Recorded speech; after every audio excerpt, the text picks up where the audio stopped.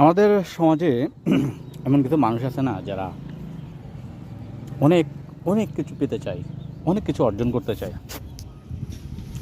কিন্তু পরিশ্রমটা না আসে না। আমি অনেক চিন্তা ভাবনা করে দেখলাম, এই পরিশ্রম না আসার পিছনে একটা বড় কারণ হচ্ছে স্বপ্ন না থাকা। ট্রু, নিখাত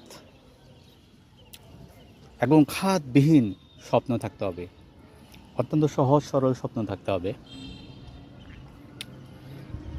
এবং অনেক পাওয়ারফুল স্বপ্ন থাকতে হবে, যেটা দিয়ে মূলত সেই তার পরিশ্রমটাকে, স্বপ্নটাকে পরিশ্রমে কনভার্ট করতে পারে। এটা খুব গুরুত্বপূর্ণ। আপনার যদি এমন কোনো শক্ত দায় না থাকে কোনো জিনিসের উপরে, আপনি দেখবেন ওই কাজটা কিন্তু আপনি হয়তো পারবেন না।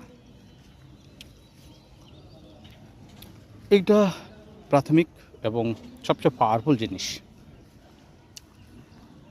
আর দ্বিতীয়ত যদি কোনো কিছু বলতে হয়, আমি বলবো ডিপ ফোকাস। কোনো একটা জিনিসের সাথে লেগে থাকা বলতে আঠার মতো লেগে থাকা কি বোঝাচ্ছি।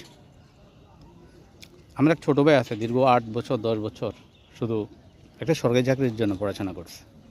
অনেক সমস্যা গেছে, অনেক অবস্ট্রাগল ফেস করছে, অনেক কঠিন পরিস্থিতি গেছে, সে ছাড়ে নাই, পড়াশোনা ছাড়ে নাই।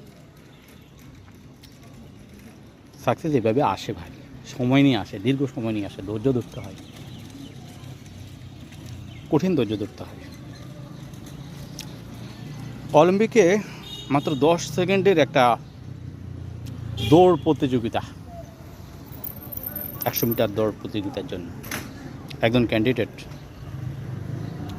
বছরের পর বছর পরিশ্রম করে, জানেন না? তারা সাকসেস হয়ে বিজয়ের মালা গলায় পরার জন্য স্টেজে উঠে খানিকের 15-20 সেকেন্ডের চোখের জল বলে দেয় যে এর পিছনে তার কী পরিমাণ খাটনি ছিল। সুতরাং পরিশ্রম করতে হবে, স্বপ্ন দেখতে হবে, লেগে থাকতে হবে, ডিপ ফোকাস রাখতে হবে। Thank you.